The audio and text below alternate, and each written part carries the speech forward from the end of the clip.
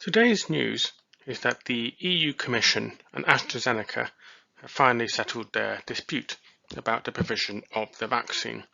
And this is really good to see. But I thought it would be insightful to go back to last year when this dispute all started up, because I think it has lots of useful lessons for those interested in negotiations and these sorts of issues, which are very familiar ones for anyone who deals with big sort of negotiations. They're very key principles. So I thought I'd like to tap into that as an interesting discussion. So just to recap, for those who might not recall or who might not be familiar, during the beginning of the pandemic, the EU Commission persuaded all the EU members, well, most of the EU members anyway, to not be competing with each other for vaccine contracts, and that the EU would do a big contract with all the major vaccine manufacturers in order to secure supplies for everybody. And that has quite a lot of logic to it. You can see the sensible nature of why you would do that. It prevents competition, it prevents bottlenecks, but it was always going to be tricky, I think. It's a highly political issue, getting vaccine. Everyone's going to be very sensitive about it. It's very hard to be a politician and to defend to your voters that you couldn't secure enough vaccines quickly enough to save people's lives. So I think the EU took on a difficult job here. And that's the nicest thing I'm going to be saying at this point.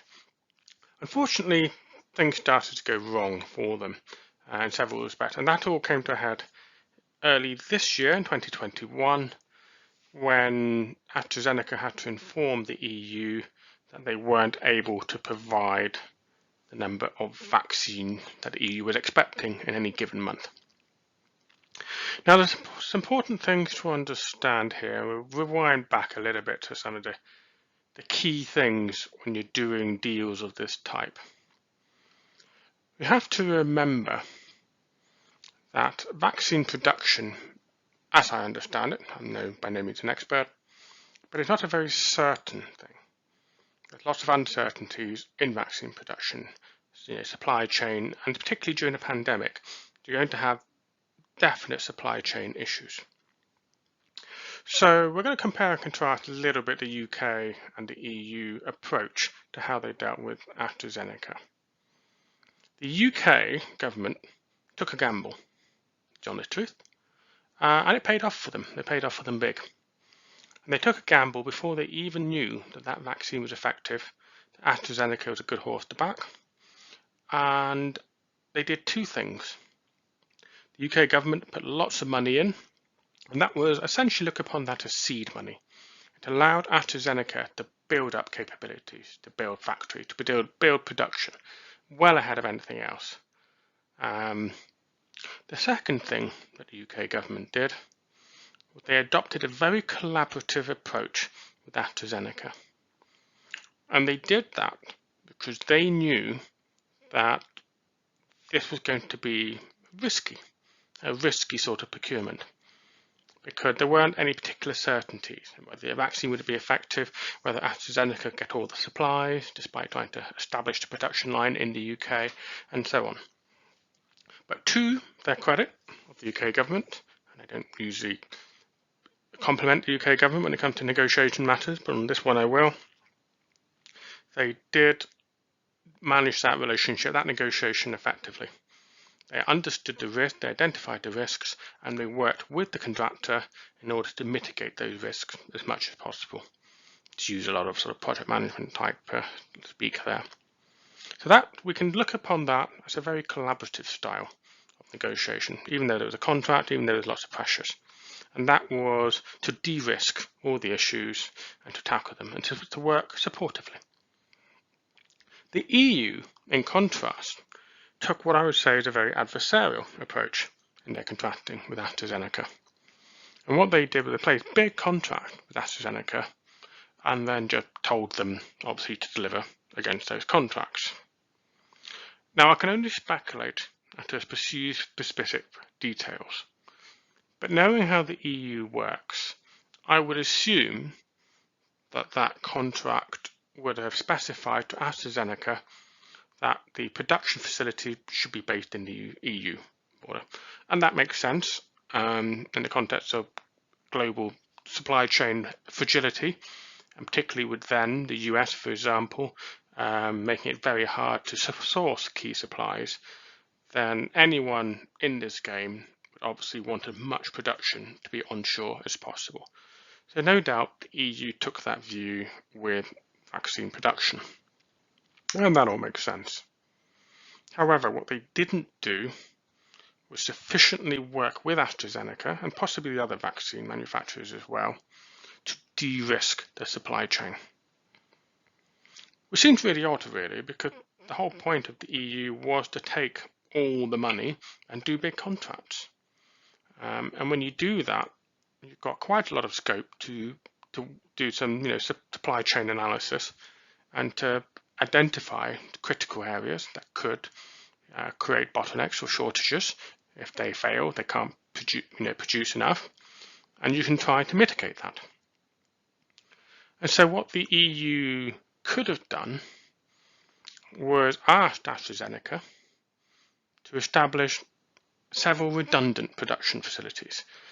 And specifically, because we know this was a failure point from all the news articles, they could have instructed AstraZeneca to have more biological production facilities, because that's ultimately what proved to be the problem. And you can understand why that's a problem, because there's no guarantee when you're dealing with biological material that you're always going to get a good production run, especially at the beginning.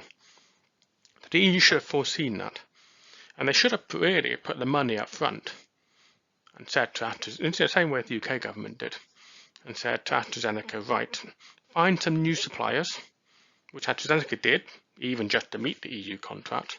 There are suppliers in the Netherlands and in Brussels, I believe. But what the EU perhaps should have done was told them to spread it even more. So perhaps AstraZeneca should have found more production facilities in Italy or Germany or even Poland or Czech Republic, whoever. The whole point is they should have spread it around a lot more, and the EU could afford to have done that. And sure, you have the scope for surplus in such a scenario, but in the middle of a global pandemic, I don't think it's too much of a stretch to say it's not going to be difficult to sell off any surplus stuff you have when it comes to vaccine production. So if you don't need it, there's plenty of other places desperately needing it and will happily buy it from you. So the EU could have done all of that. They didn't. So what AstraZeneca ended up doing, as I understand it, was they concentrated production mainly in two countries, which are Netherlands and Brussels. They didn't diversify. And so when they had certain critical problems, as could happen, and I'm not going to get into the blame game or whether they should have fixed the problem, it might not have been possible. It might not have been under their control. That frequently happens in supply chains. The attitude of the EU Commission to AstraZeneca's problem, unfortunately, was not a good one. And you had very public statements, particularly by the EU Commission President, van der Leyen, that pretty much said, there is the contract, they must deliver. Which I have to confess is exceedingly German. Maybe it shouldn't be stereotypical, but that is exceedingly German. So if I was to have a conversation with van der Leyen, I would point out that ordering vaccine is not like placing a contract with a German car production firm. You don't have an established production line in the true sense. You're asking the company to set up a brand new production line. Furthermore, you're asking a company to set up a new production line with new suppliers, using perhaps new techniques and new materials, new biological matter, whatever it may be. There's an element of risk there. So standing up in public and just saying they must meet the terms of the contract without really helping them to deal with the problem wasn't a good image, shall we say. And that's a very adversarial, contractual style relationship. And that I think was obvious. And I think it became acrimonious, as these things tend to do when you have that sort of contractual type relationship. And so the matter went to the courts, and the court began to adjudicate. And I don't get the impression the court's adjudicated in the EU's favour, really, in this regard. So I would weigh the statement, the public statements, a bit more in favour of AstraZeneca. They explained their position, and it was all sounded quite credible and coherent. So, of course, the EU Commission then made matters worse. And they did that by then demanding that AstraZeneca tapped into the UK production line, which was successfully churning out vaccine. Now, this, again, is not a very helpful intervention by the EU, really, and again, it betrays a rather significant lack of knowledge. You can't really just force somebody to wreck their contract with someone else simply because you're not happy with your contractual relationship with that company. And no company would do that, really, because if you've got a default on one contract, why would you try and fix it by then creating a default on a second contract? Then you've got two different, defaults that could end up in two different courts, and why would you put yourself in that position? It just makes no sense. So unfortunately, EU Commission's attitude to trying to resolve the problem again was far from helpful. So here we come as a negotiator, and we think, okay, what could they have done to have fixed that problem? Part of that is they should have done a lot more due diligence at the beginning of setting up the contract, particularly their risk analysis, their critical supply analysis, all of that. That wasn't done. So let's call that poor preparation in the run-up to negotiation. Because whenever you see any kind of failure in negotiation sense, there will always be a failure in preparation. So we can see there that the EU didn't prevent this problem by poor preparation. So they negotiated a contract, but they hadn't really understood what they were negotiating for in the sense of understanding risk. So that was one big failure. Another failure from a negotiation perspective is that having had the risk occur that production was not capable of meeting demand within the EU, they should have opened a dialogue with the UK government. And the way they could have done that, they could have negotiated what we would term as a security of supply agreement, very much going into that sort of element of international agreement. And in that security of supply, they could have detailed the problem that they were having. So let's just say it was the biological matter, the growing agent for the vaccine in the EU. That was their shortage. Let's say that's the shortage. And they could have said to the UK government, that is where we have a huge shortage, we desperately need more. And let's say, and this is a theoretical example, not a genuine one, don't know if it was or wasn't the case, and let's say the UK government could have responded, oh, we're doing very well on the biological agents right now. We've got more than we can actually bottle at this point. We haven't got enough vial production, for example. And perhaps the EU could have turned around and said, oh, we've got surplus vial production. Let's cut a deal. And in that way, they could have cut a security supply agreement that certainly in the short term, possibly in the longer term, could have dealt with their shortage problem. And AstraZeneca, no doubt, would have been very supportive of that and would have facilitated as much as they could. Unfortunately, this is where the spectre of Brexit comes in. And it's not a direct thing of Brexit, I don't want to get into that sort of thing, but it's very obvious that the relationship has soured as a result of Brexit negotiation. And so unfortunately, this is where we see the fact that the EU Commission, in an organisational sense, they got emotional.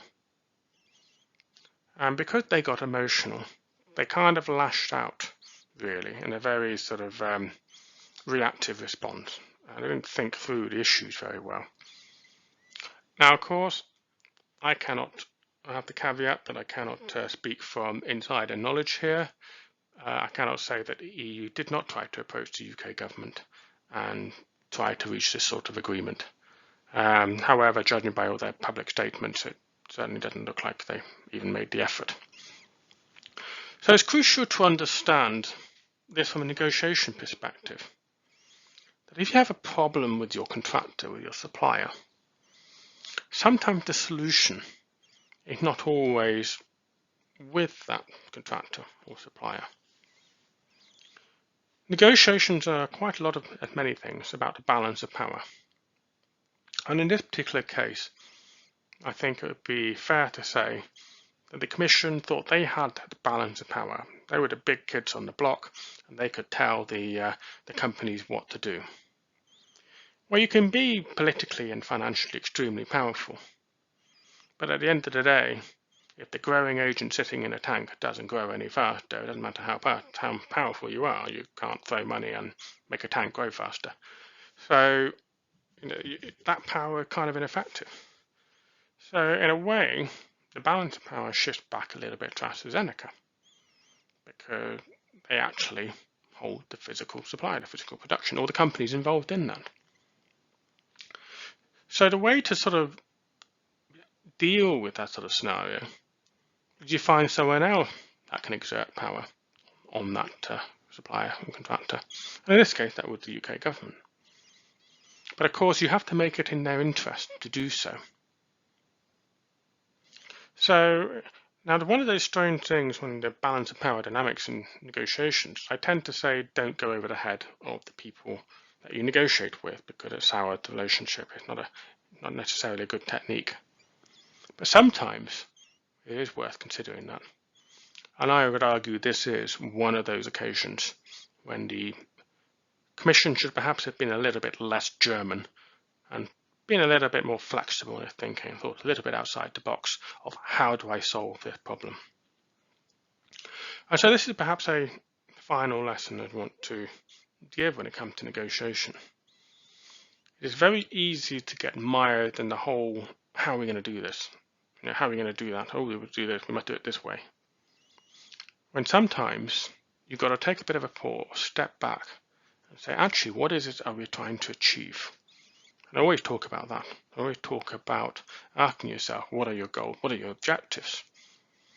And so in this particular scenario, I would argue that the Commission should have stepped back and said, well, what are our objectives? Our objectives are more vaccine production.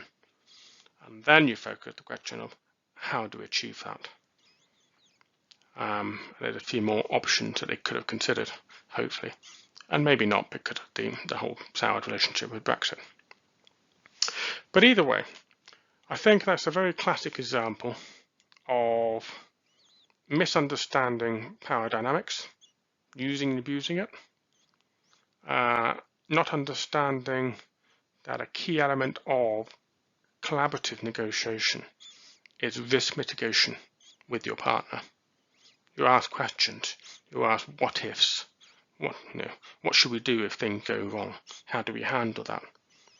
And if you prepare well and you address all those questions, essentially before you sign the contract, then when things do go wrong, everybody knows what they need to do and they get on with doing it without all the acrimony and in argument and finger pointing and court cases. So it's very important to understand this, the crucial need to prepare for any negotiation, even for things that are a little bit more in the what-if category. Because it's never a great feeling that you've already signed a contract, several months or even years down the line, and suddenly you realise you forgot something, and you forgot something importantly. And again, that was obvious here. Again, compounding failure by refusing to think of other things like other partners and other security supply agreements, and then going into punitive measures like export control restrictions. These are all behavioural reactions. And so I would always caution people against thinking emotively, lashing out, responding impulsively to events as they unfold. Try and take a pause, try and take a step back, try and think the problem through, and then come back to the negotiation with a fresher frame of mind. I hope that was helpful, and I'm glad that the EU and AstraZeneca finally got that fixed and that the vaccine production is in full swing, because let's be absolutely honest, that is pretty much critical for everybody if we're going to get out of this pandemic.